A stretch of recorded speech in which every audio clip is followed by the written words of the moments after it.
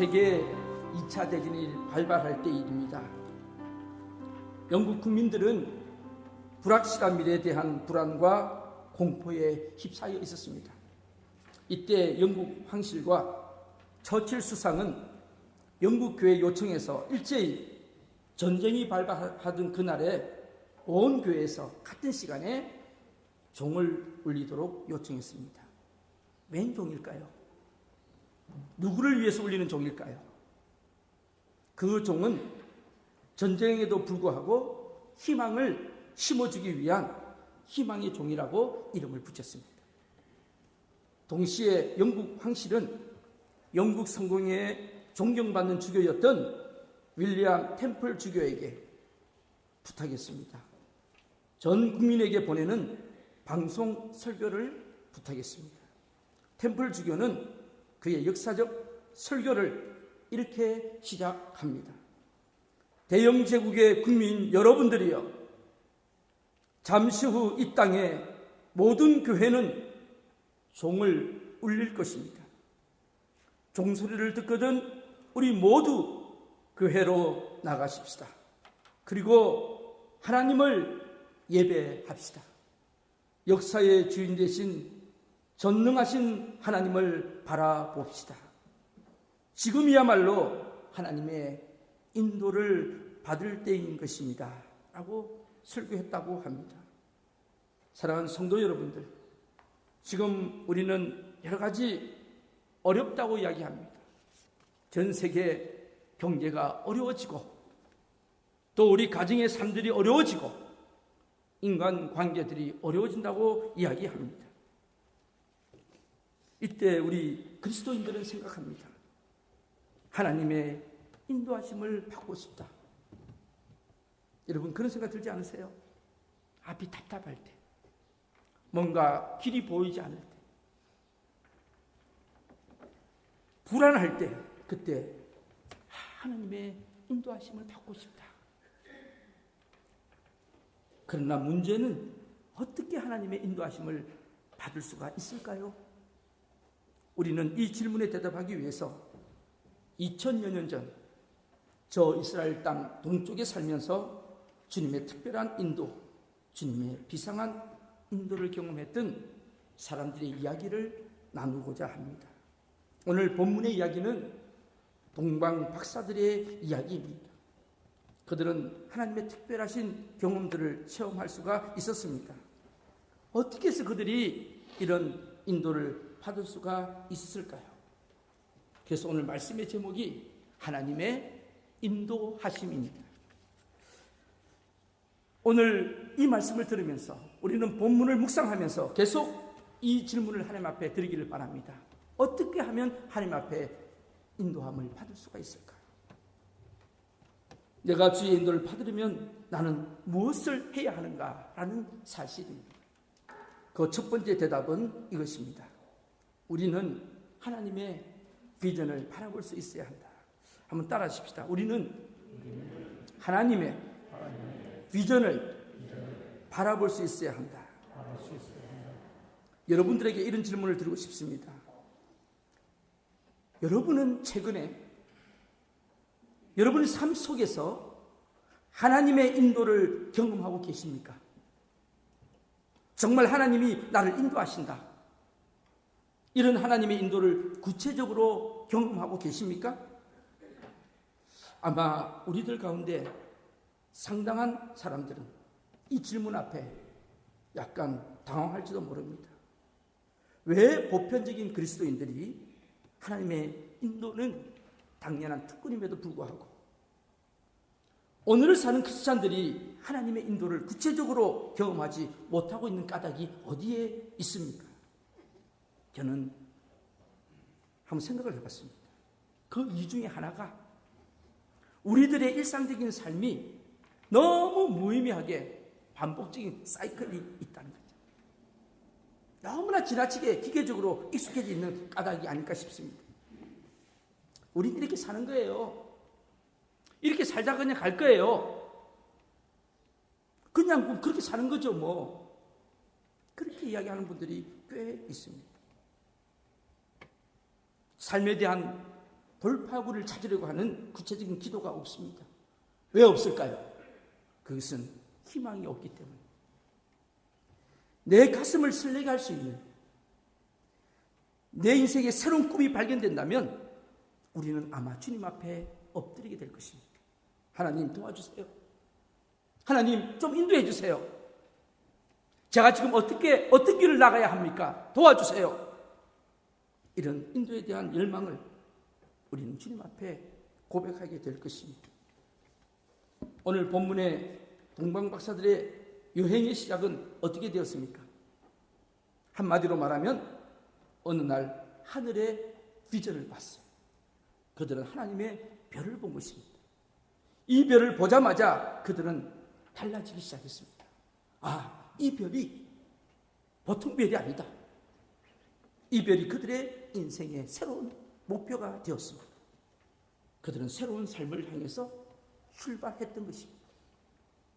1988년 88 올림픽 때 아마 여러분 나이가 좀 드신 분들은 아실 거예요. 미국의 흑인 육상 선수였던 플로렌스 그리피스 조이너라는 사람이 여자가 있었죠. 저도 아직 기억이 나요. 수영복 차림으로 뛰었던 100m 선수 여자 있잖아요. 화장도 얼마나 진하게 했는지 몰라요. 손톱에 빨간 거 바르고 그죠? 근데 그 여자분이 3개 금메달과 1개 은메달을 땄어요. 이 조이너라는 선수는요, 로스앤젤레스의 남쪽에 아주 빈민가에 자녀가 11명이었던 집에 중에 애 한 명으로 태어났습니다. 끼니가 너무 어려워가지고 정부의 보조금을 받으며 살아가는 그런 소녀였습니다. 이 소녀는요, 꿈이 없었어요. 늘 고개를 푹 숙이고 다녔어요. 절망 속에서 늘 친구들을 피하고 그리고 우울증에 걸린 소녀처럼 살았습니다. 그런데 어느 날 이 소녀의 인생을 바꾼 사건이 일어났습니다. 한 흑인 영웅이 이 소녀가 다니고 있는 초등학교를 방문했던 것입니다. 그 사람이 누구냐 하면요, 유명한 흑인 복싱 선수였던 슈가레이입니다. 이 슈가레이가 그 학교를 방문했더니 아이들이 함성을 지르고 소리를 치고 난리가 났습니다. 그런데 한 소녀가 눈에 띕니다. 저쪽 구석에 홀로 쭈그리고 앉아서 전혀 반응이 없는 한 소녀, 땅만 쳐다보고 있는 한 소녀가 눈에 들어왔던 겁니다. 슈가레이가 그 소녀에게 다가갔습니다. 어디 아프니? 전혀 반응이 없어요. 얘야, 어디 아파? 대꾸를 하지 않습니다. 그냥 지나치려고 하다가 이 슈가레이가 한 번 더 묻습니다. 어디 아파? 다 싫어요. 저는 집도 싫고요, 학교도 싫어요. 저에게 말 시키지 마세요. 이 슈가레이가요, 이 소녀를 껴안아주면서 너 이름이 뭐니? 하고 물었습니다. 그때 이 소녀 입에서 제 이름은 플로렌스예요. 이 슈가레이는 그 플로렌스를 보고요, 그렇게 이야기합니다. 너 좋아하는 거 있잖아. 너 잘하는 거 있잖아. 너 좋아하는 거 뭐니? 그렇게 물었을 때 갑자기 이 소녀의 눈이 번쩍이면서 저요? 저 뛰는 거 좋아해요. 달리는 거 좋아해요. 그때 이 슈가레이가 그래, 그런 말이야.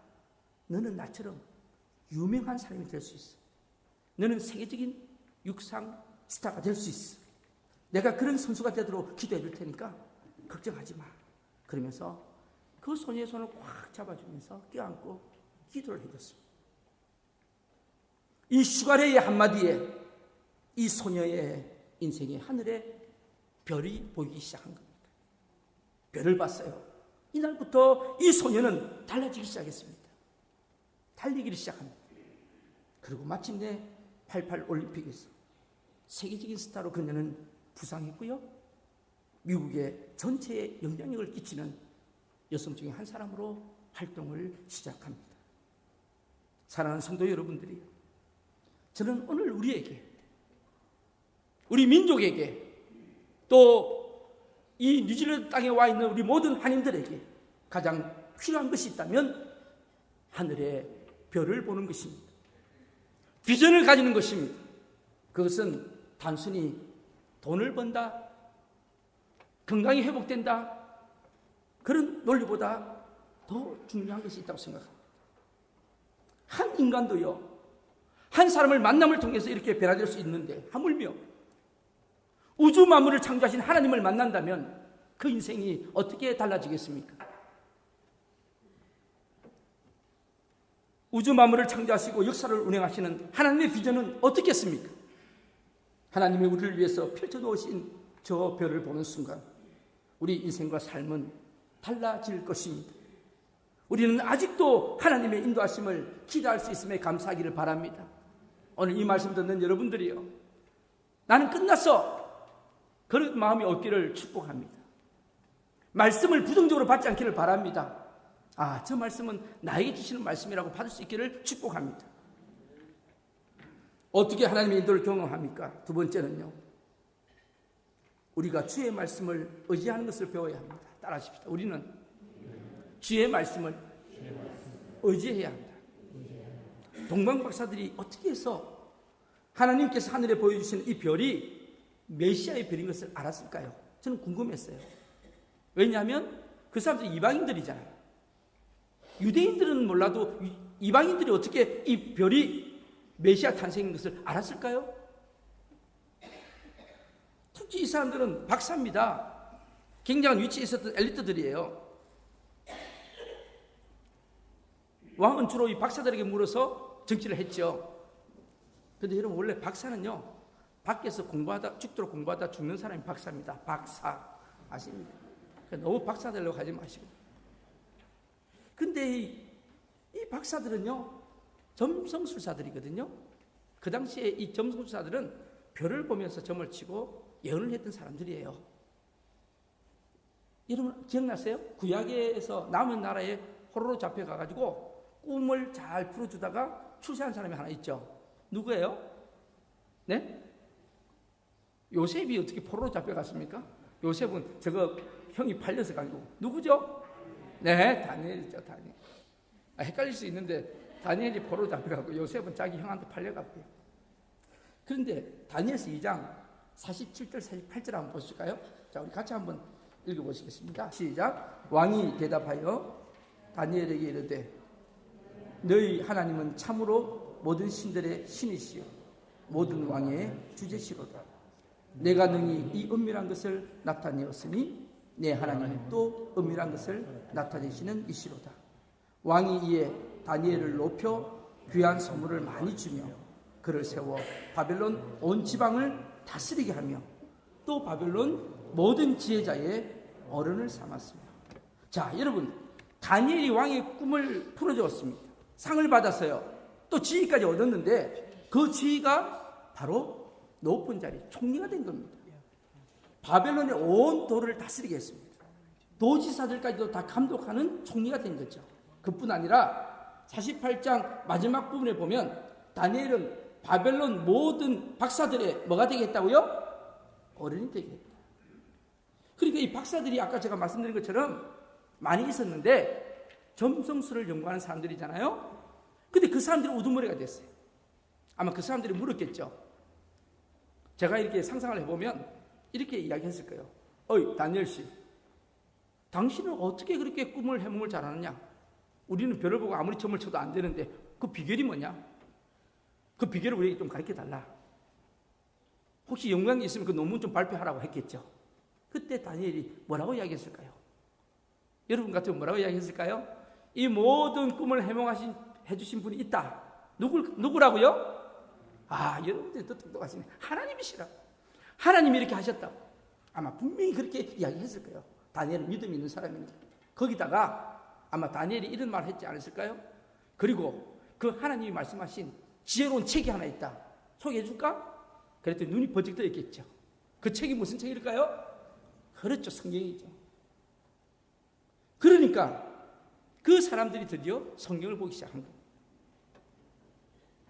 제가 볼 때는요, 이 책을 보면서 바벨로니아와 페르시아 이쪽에 살고 있던 사람들이 자연스럽게 성경을 접하면서 그들이 성경의 중요한 예언 하나를 주목했을 것입니다. 그 예언이 뭘까요? 민수기 24장 17절에 보면 한 별이 야곱에게서 나오리라. 한 별이 야곱에게서 나오리라. 이스라엘을 구출하고 온 세계 소망이 되기 위한 이 구세주 메시아가 이스라엘 민족 가운데서 나올 것이다.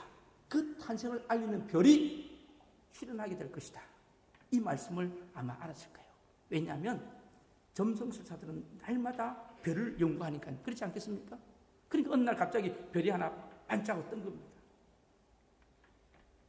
저 별이다. 저 별이 다니엘이 이야기하던 그 별이구나. 아마 그렇게 알게 되지 않았을까 싶습니다. 그런데 여러분, 이 부분에서 오해가 하나 있는데요.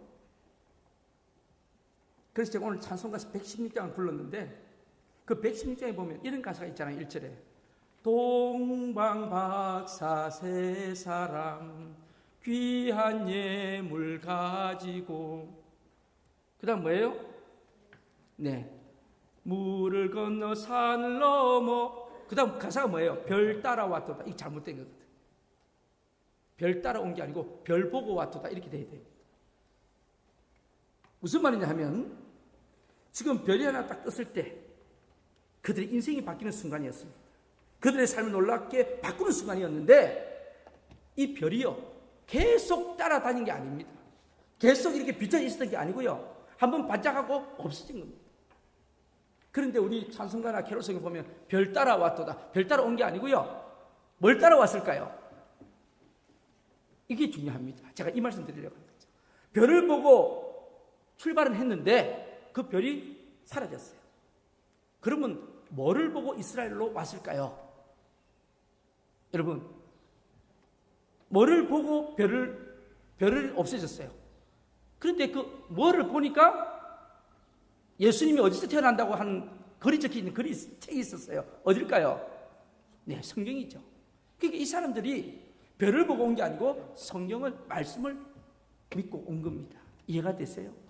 그래서 이스라엘 땅에 왕이 태어났으니까 어디로 가겠어요? 수도로 가겠죠.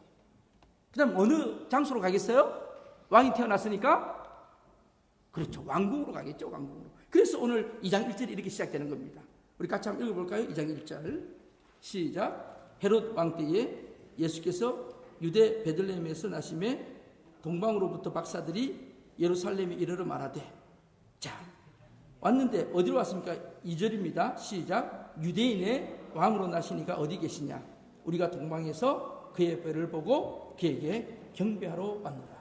어디로 갔습니까? 누구를 만났죠? 네, 헤롯 왕을 만납니다. 왜냐하면 당연히 왕이 태어나면 왕궁에서 태어나니까. 그래서 왕궁으로 가게 된 것이죠. 여기서 여러분 우리가 깨닫는 것은 바로 그들은 이스라엘을 찾으러 갈 때 별을 보고 온 게 아니고 하나님의 말씀을 보고 왔다 하는 것을 알 수가 있습니다. 그런데요, 지금 예루살렘 왕궁에 딱 와서 보니까 헤롯 왕이 태어났다고 하니까 누구를 부릅니까? 자, 4절 말씀입니다. 시작. 왕이 모든 대제사장과 백성의 서기관들을 모아 그리스도가 어디서 나겠냐 묻습니다. 그러니까 서기관들과 대제사장들은 성경의 박사들이죠. 부릅니다. 야, 메시아가 어디서 태어난대? 그랬더니 여러분 보세요. 저는 놀라운 사실은 이 선지자들 오늘 말한 대제사장과 서기관들이요, 왕이시여 잠깐만 기다리세요. 제가 책 한번 봐야 되겠습니다. 이렇게 이야기하지 않고요. 바로 그 자리에서 이 별이 툭 튀어나옵니다. 뭐라고 이야기하죠? 자, 우리 5절 6절 같이 읽겠습니다. 시작.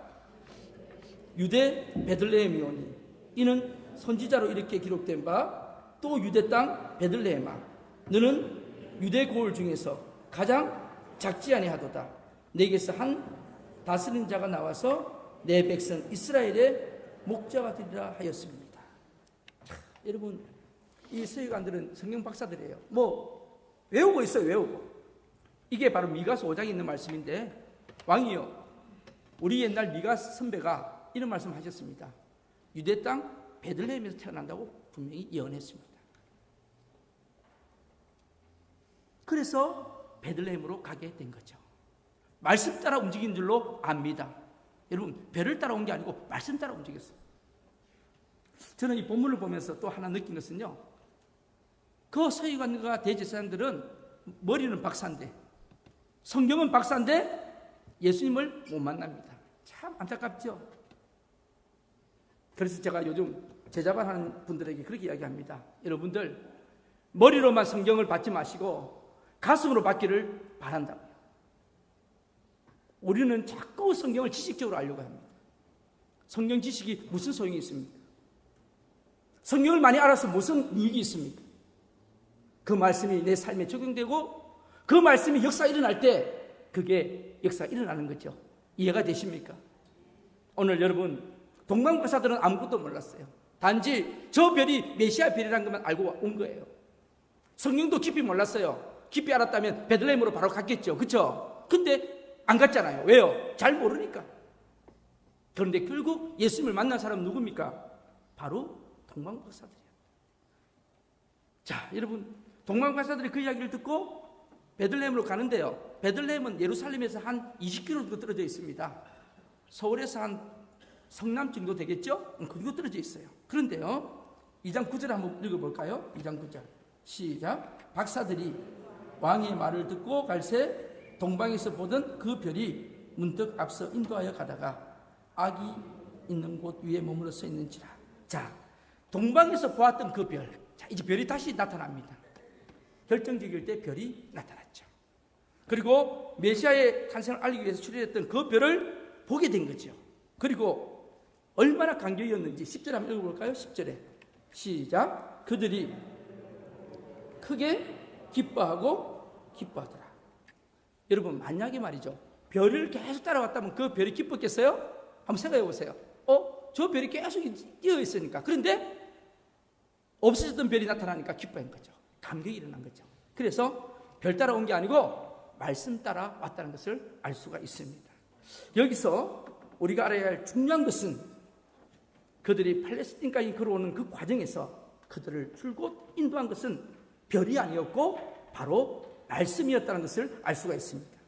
말씀을 보고 그들이 쫓아온 것입니다. 사랑하는 성도 여러분들이요, 우리가 하나님의 인도를 경험하기 위해서 의지해야 할 중요한 요소 가운데 하나는 바로 하나님의 말씀이시라는 것을 믿으시기 바랍니다. 기적은 항상 일어나지 않습니다. 기적은 가끔 일어납니다. 그러나 기적이 일어나지 않는 캄캄한 밤에, 우리 인생의 어렵고 힘든 여정의 밤에 우리는 무엇을 의지하며 전진하며 나가야 하겠습니까? 그것은 바로 하나님의 말씀입니다. 여기에 신앙의 중요한 것이 있습니다. 신앙의 근거는 언제나 말씀이어야 합니다. 우리는 말씀을 붙들고 말씀을 신뢰하고 걸어나가야 할 줄로 믿습니다. 이것이 신앙인의 행진입니다. 믿음은 들음에서 나며 들음은 무엇으로요? 그리스도의 말씀으로 말미암느니라. 그렇습니다. 기적이 없다고 절망하지 마세요. 오늘 이 아침에 여러분, 내 삶에 기적이 없어도 기적이 일어나지 않는다고 단념하지 마세요. 이 어두운 밤에, 기적이 없는 어두운 밤에도 나는 하나님의 말씀을 붙잡는다. 주께서 말씀하셨다. 성경이 말씀하셨다. 메시아가 이스라엘에서 탄생하리라고 말씀하셨다. 그분은 이스라엘 땅 어디인가 나셨을 것이다.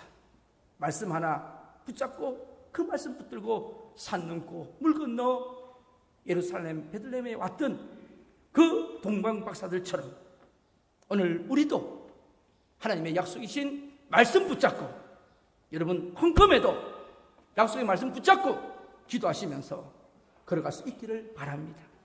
주의 말씀을 의지하는 것을 배우시는 저와 여러분이 되기를 축복합니다.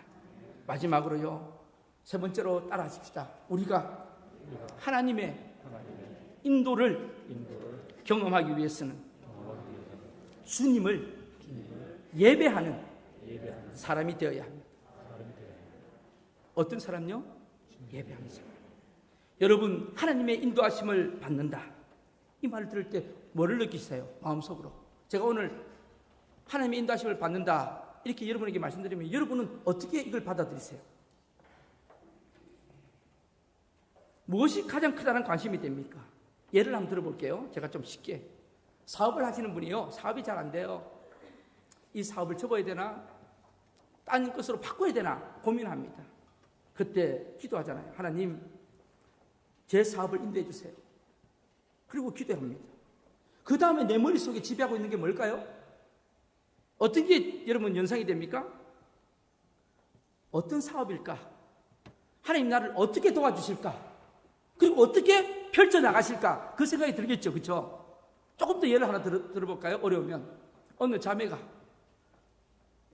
자기 신랑감을 위해서 기도합니다. 하나님, 이제 나이도 꽉 찼습니다.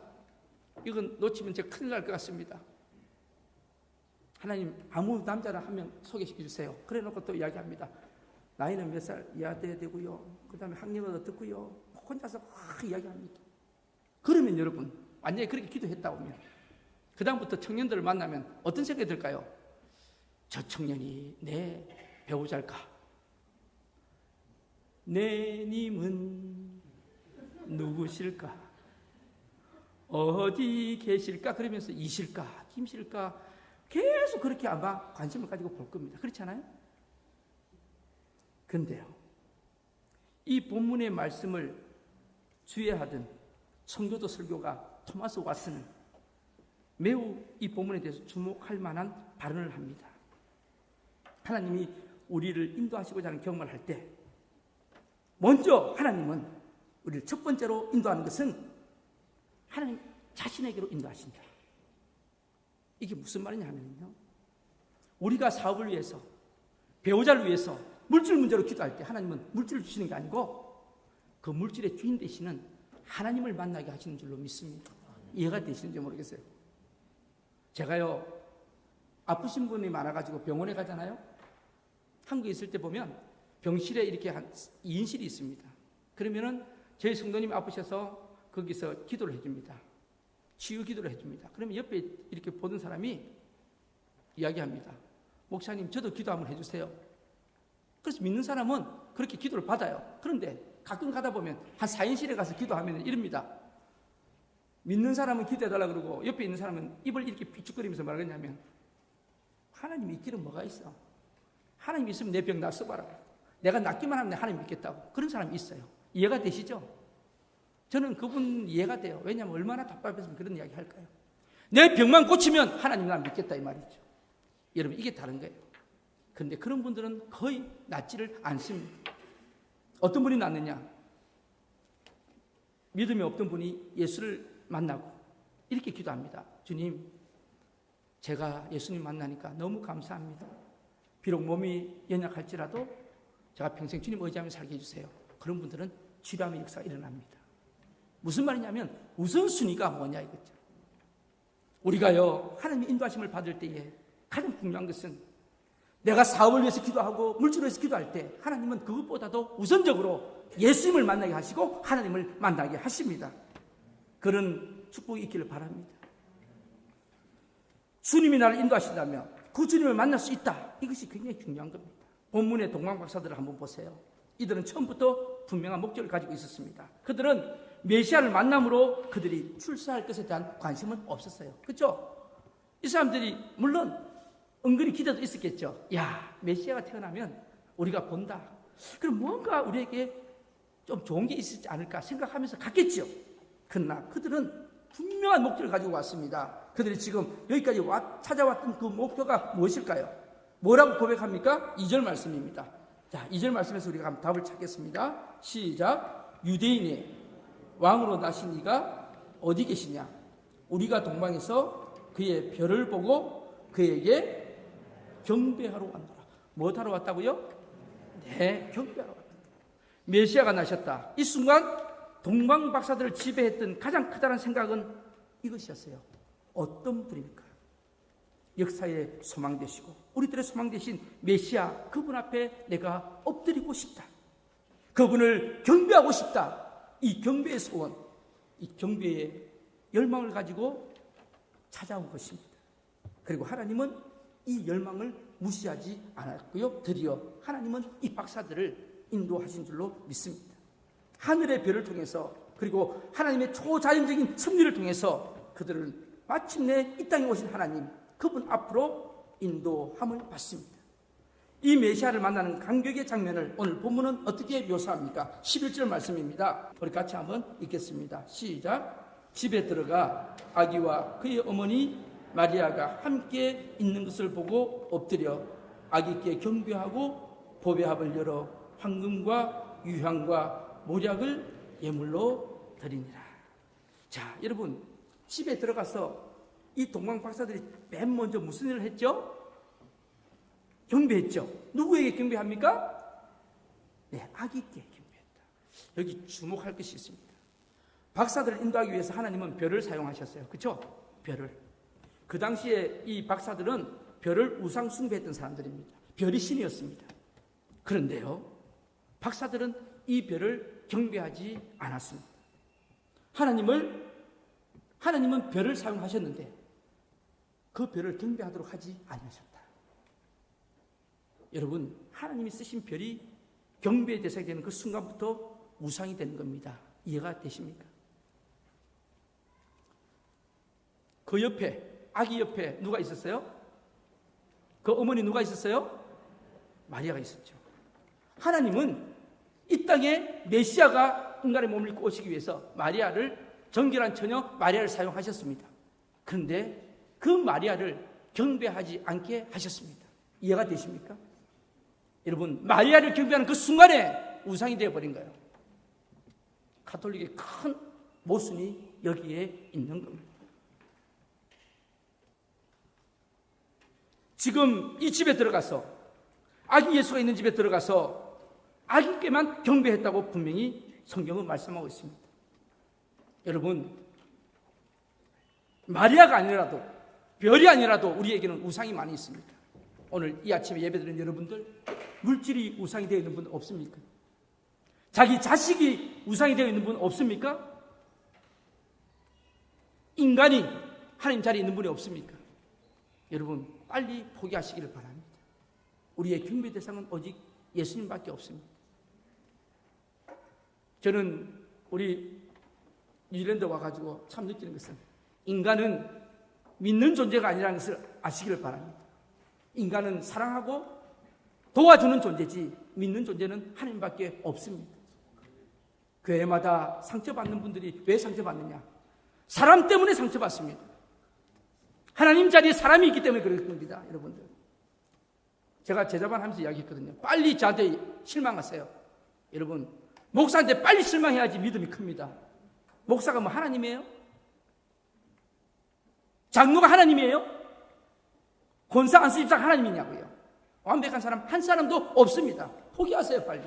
인간이 다 그렇지 뭐, 이렇게 하면 다 해결됩니다.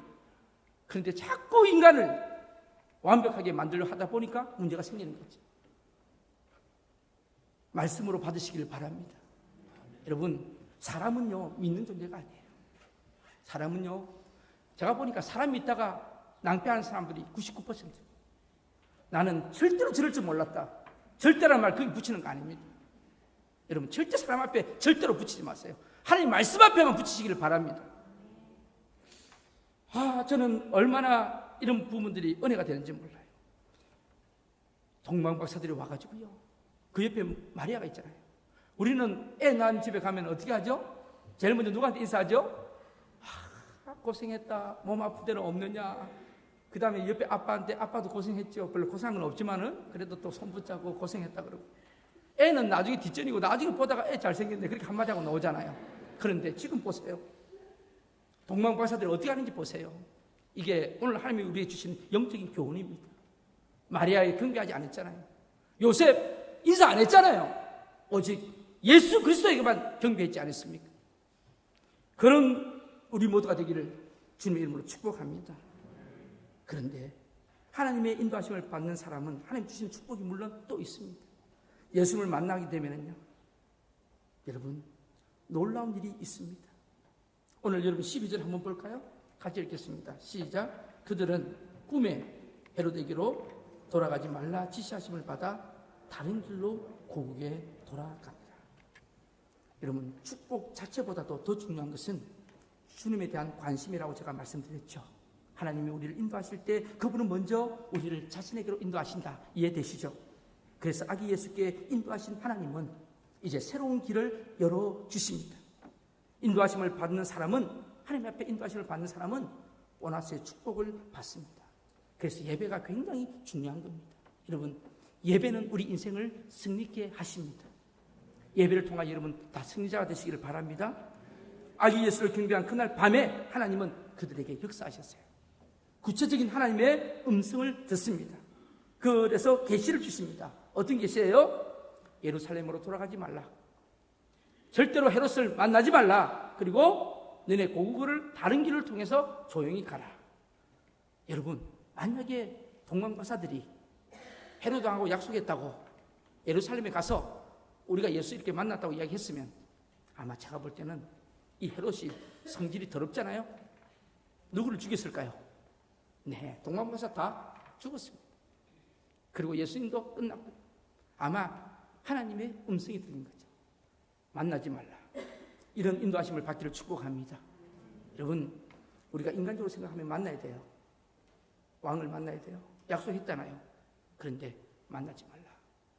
돌아서 가라. 이런 음성이 우리 귀에 들려줄 줄 압니다.